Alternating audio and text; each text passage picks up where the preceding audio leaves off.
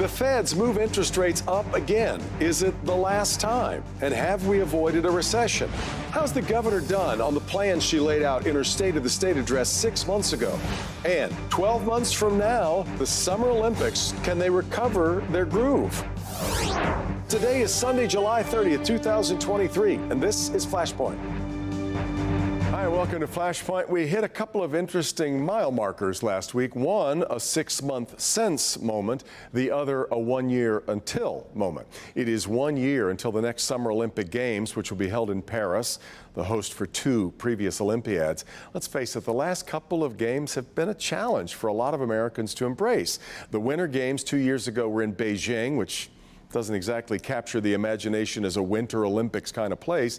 2 years before that, the last Summer Games were held in Tokyo, and that was just as the pandemic was whirling its misery around the globe, giving us these strange dystopic views that seem to answer the question, what is the sound of one hand clapping?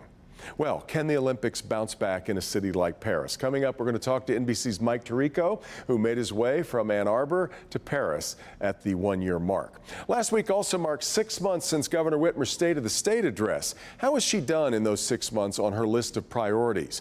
You'll find she has checked a lot of the boxes, but your view has a lot to do with how you feel about the boxes themselves. We're going to begin, though, today with the economy. The Fed raising rates this past week. There are those, some still wondering if we may continue to flirt with a recession. But if you're a regular viewer of this program, you have been privy to the thinking of economist Justin Wolfers, who so far has been right on the money in holding that recession off. He's up first this morning on Flashpoint.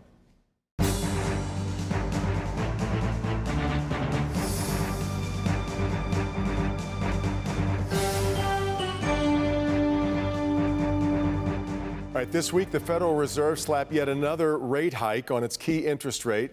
Not great news for those wanting to buy a house or a car or take out a loan for anything. And yet, it was taken as a sign that the recession that many felt was unavoidable is being held at bay. Let's again turn to the University of Michigan economist who from the very start has been insisting to us on Flashpoint that a recession was not necessarily inevitable. It's Justin Wolfers. Justin, your last few visits with me have been victory laps of sorts. You've been right about a lot of this, but I'm curious about where you are today. Was this rate hike the right thing, and are we now done with them, you think? At a minimum, this rate hike was a close call. So you could have made an argument for waiting a little longer. With the recent run of news, both the economy keeps growing and inflation has been pretty tame. That would be the case for not raising rates. And the case for continuing to raise rates was that the underlying rate of inflation, once you strip out the one-off factors, has been a little bit more persistent than we might like to see, suggesting it needs a little bit more medicine before we can rest easy on the inflation front. So one of the most interesting insights in all of economics is if you think you're facing a hard decision, it's probably because you faced 2 good choices. And so I'm not going to fault the Fed today. Well, we also, though, after that announcement came, later in the week, we got the news that GDP had picked up 2.5%. Higher than just about any economist expected.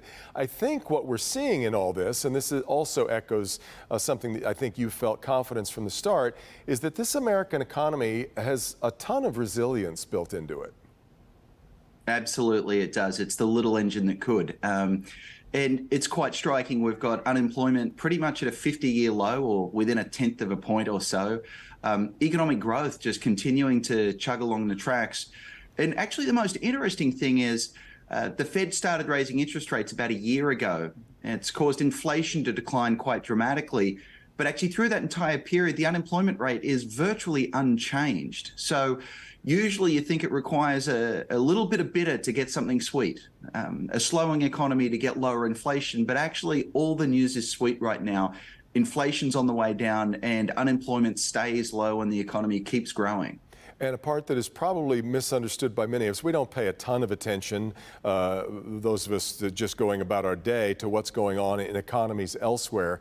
But the U.S. recovery from the pandemic has been quite a bit faster than most of our G7 compatriots, correct? Even stronger than that, Devin. You're on exactly the right point here. Our recovery in terms of economic growth, the amount of output we produce, the income we earn, the amount that Americans are spending, all three of those, it's stronger than any other country in the G7. Now, you might say, well, I'm worried about inflation, but actually our inflation performance has been better than any other country in the G7. And just to remind everyone, the G7's the leading industrialized countries around the world, so the most natural comparators for the US. So then I want us to delve into something that we've talked about a little bit before, and that is the intersection of economics and politics.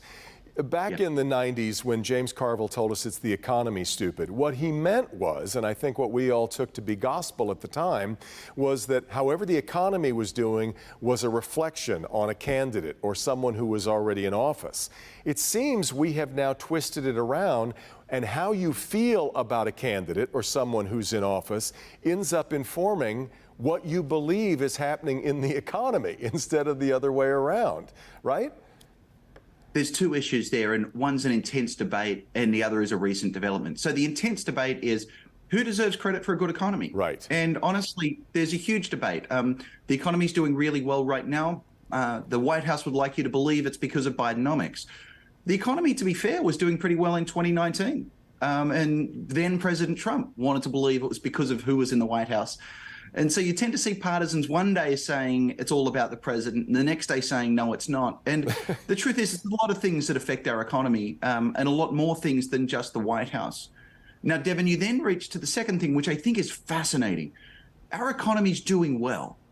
People, when you ask them how easy it is to find work, whether they expect their incomes to rise, whether they're worried about losing their jobs, they say they're really confident and they're spending like that too. But if you ask people, how do you feel about the overall economy, or do you think Biden's doing a good job? They say they feel terrible. And what's happened is in public opinion polls, people no longer talk about the reality of the economy they see. What they're doing is they're talking about the team that they cheer for. And so if you're a Republican, you just say the economy's terrible, whether it's good or not. And I recognize this. I'm a professor at the University of Michigan, and I will tell you I have never seen an Ohio State football team that had any ability whatsoever. Actually, some of them are pretty good, but I'm never going to say it in a public opinion poll. And that's a lot of what's been driving the negative public sentiment we've seen about the state of the economy. Yeah, really great metaphor for it. Here's where I'll let you either talk me into or out of where I see storm clouds gathering. The strike that we're watching right now out in Hollywood is about technology and AI. The conversations that are beginning right now between the automakers and the UAW is largely going to circle around technology and even perhaps AI. I believe that we are all going to eventually have to start to absorb what this is all going to mean for our near future, and it is not going to be good news for everyone.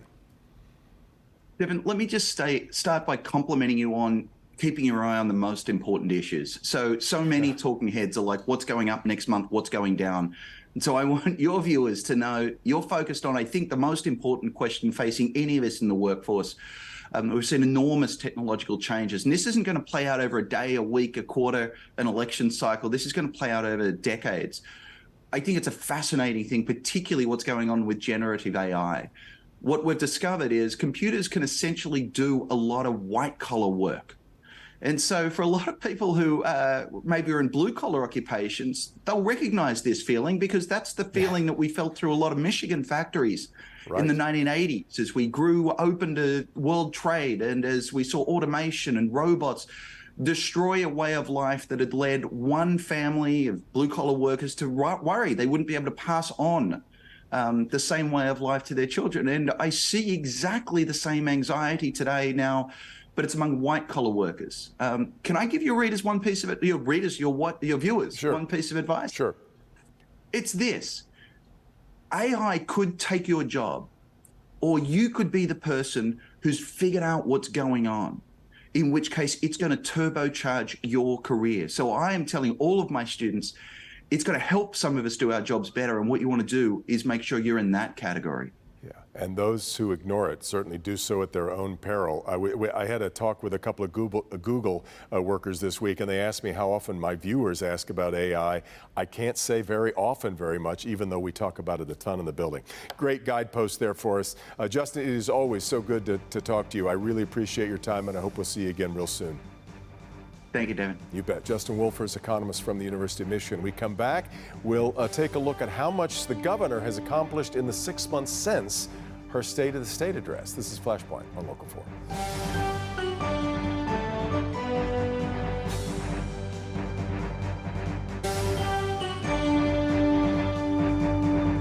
Welcome back. Last week, we hit the 6-month mark since Governor Whitmer delivered her State of the State address back in January. That night, she laid out a long list of priorities, and we thought maybe it was time to sit down and see just how she had done on her to-do list. So I traveled north to the Leelanau Peninsula to sit down for a conversation with Gretchen Whitmer.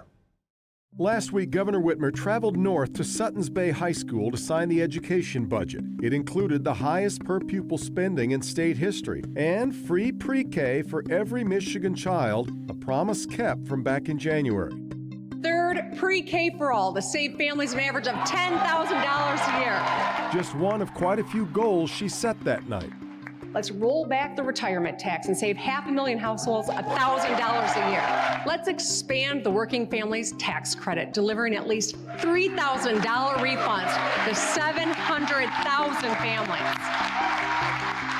Universal background checks for people who want to buy firearms.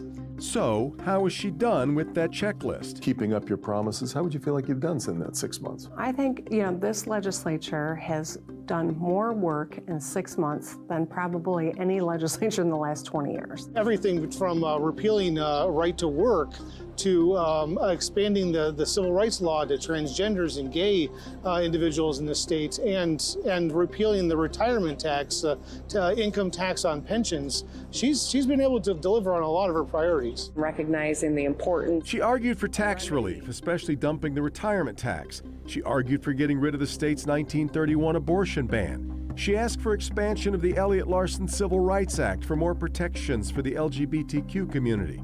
And she argued for a three-pronged approach on gun laws, all of which passed. Some of them might be marked as incomplete because, for example, she can say that she has delivered a tax cut, although no one's actually felt this tax cut yet. Despite Lansing having like $9 billion in surplus funds, nobody has gotten extra money back in their paychecks yet, and they won't really even see it until next tax season. The lack of more immediate tax relief rankles Republicans. The governor's failed to provide immediate relief for inflation. We could have gotten a good deal earlier this year in providing tax relief for all working families here in Michigan, tax relief for all seniors here in the state of Michigan. And the governor and the legislative Democrats decided to go the other way and decided to fight against providing tax relief for all working families. But the governor feels there's been plenty of reach across the aisle. We're trying to find common ground, and we've done that. On a lot of the big things that we were able to get accomplished, they were by and large bipartisan support. This budget is a great example of a tremendous step forward for the state, but we took it together. So hard to argue that she hasn't delivered on a lot of the things that she said she would, but that doesn't mean everyone gives her an A. A lot of Republicans in Lansing aren't happy with the promises she made in the first place. This is an extreme left-wing progressive group of individuals that are ramming through some of the most left-wing agenda items that it may even make Gavin Newsom in California blush for how fast that they're jamming through some of these anti-worker, anti-growth, anti-family, anti-educational choice items. While the right believes she's gone too far, some on the left wonder if some things, like the gun laws, go far enough. Are we going far enough, to your mind? Taking these steps forward are really important. Is that the end all be all? No. I think that there will be a continued conversation and we'll see where it goes, but I'm really proud we got these things done. I think some of these you'll see struck down constitutionally in the federal courts.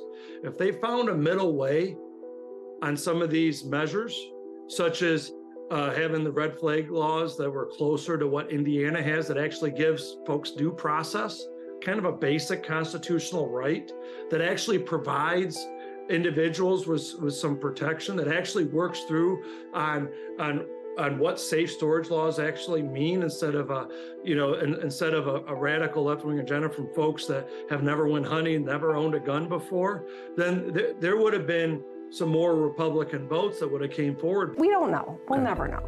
Ethan Crumbley, right? His parents, they had the gun. If they'd had it securely stored, maybe he wouldn't have gotten access to it. We don't know. But what we do know is that these steps could make our laws more effectual in terms of keeping kids safe, in terms of keeping people safe. Gun violence is a uniquely American problem. Yeah. The biggest killer of kids in America, and only this country, is guns. Sometimes unanswered prayers are a good thing too.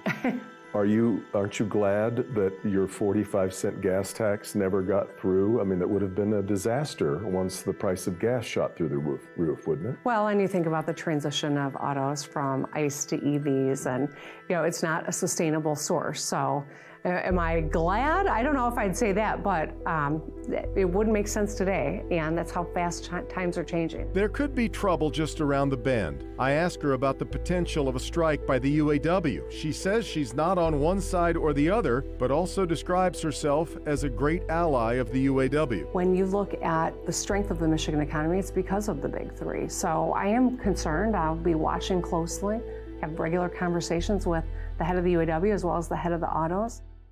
There's no getting around the fact that the governor was able to get many of her priorities through because she had, for the first time in 40 years, a Democratic majority in both wings of the legislature. But that could change. Right now, there are 2 Democratic House members running for mayoral seats back in their hometowns. Should they both win those seats, the governor and the Democrats would lose their majority in the House. Back with more in just a minute.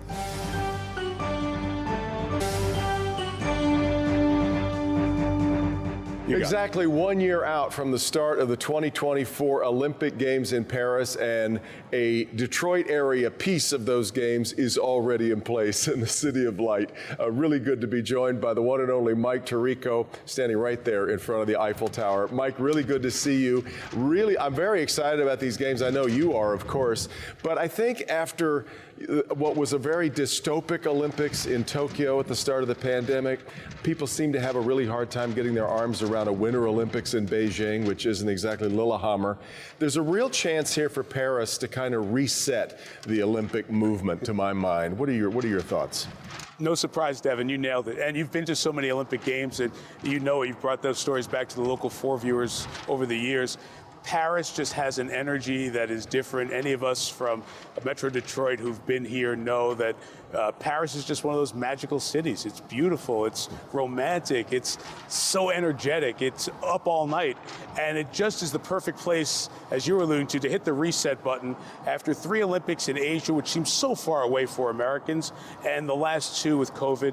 Here's a great chance to just kind of give the Olympics a great boost for here, because after here goes to Milan Cortina for the winter, and then LA is less than 5 years away, and the Olympics back on our soil at home. I can't think of too many cities with the venues to match what we're going to see in Paris. A lot of the places that we've studied in history books are actually going to be settings for the games. Versailles, Roland Garros is, of course, famous with sports fans, and even the Eiffel Tower behind you. Yeah, the Eiffel Tower will have beach volleyball. I don't know if I ever would have put that together. I want to know what wine they were serving when someone came up with that idea. I'm sure it was a good French Bordeaux, and somebody said, we can make it work. And they're going to. And can you imagine just hanging out and watching beach volleyball? You know, because you've been to so many games, beach volleyball's got a great energy to begin with. How about a night match at the base of the Eiffel Tower, and then you just walk into the cafes at 11 or midnight? That's the kind of appeal that the Olympics in Paris, using these venues, can bring. And you talk about centuries-old venues or areas where they'll be staged. That'll get old and young excited about what the Olympics can mean and can stand for. So I think, to your first point, perfect time for the Olympics in Paris to come together.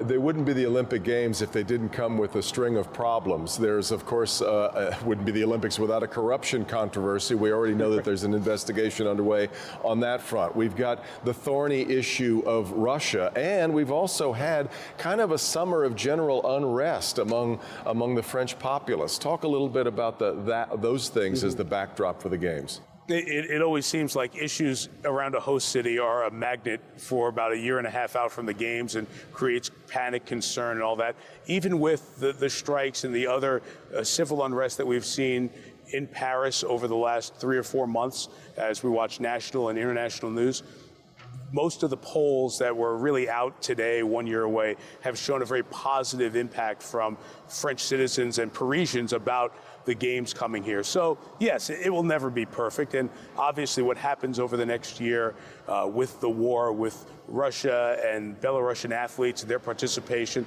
all of those stories will happen. But much as we experienced in Beijing with the Uyghurs and the Muslim population and the issues there, the human rights issues there, much as we've experienced with all these Olympics along the way, somehow sports wins out.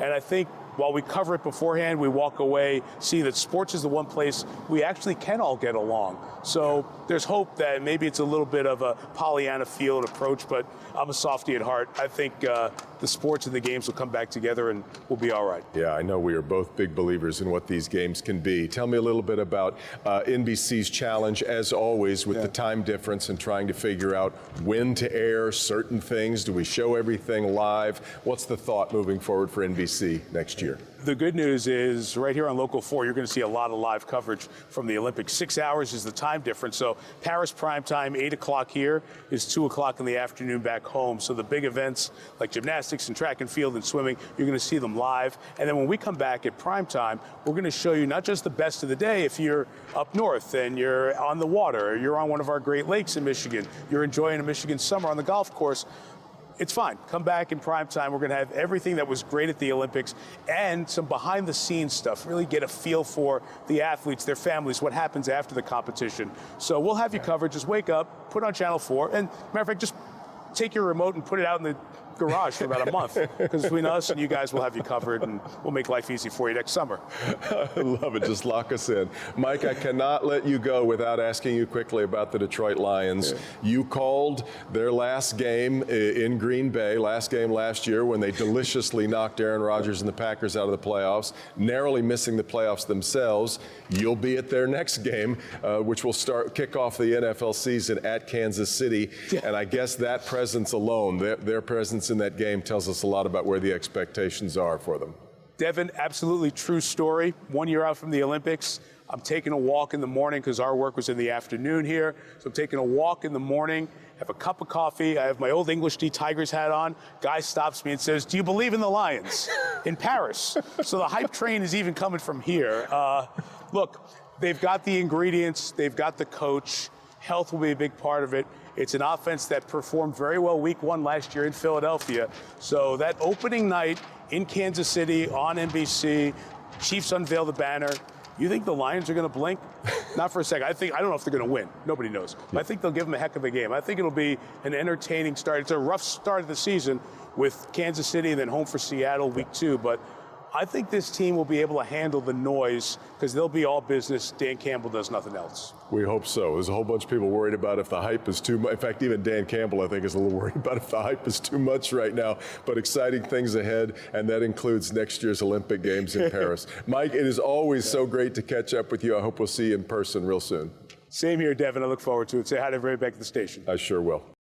It bears repeating, even though I know you've written it down. Lions season opener against the defending Super Bowl champion Kansas City Chiefs right here on Local 4, September 7th. Thanks so much for being here. Meet the Press coming up next. Have a great week. We'll see you next time back here for Flashpoint.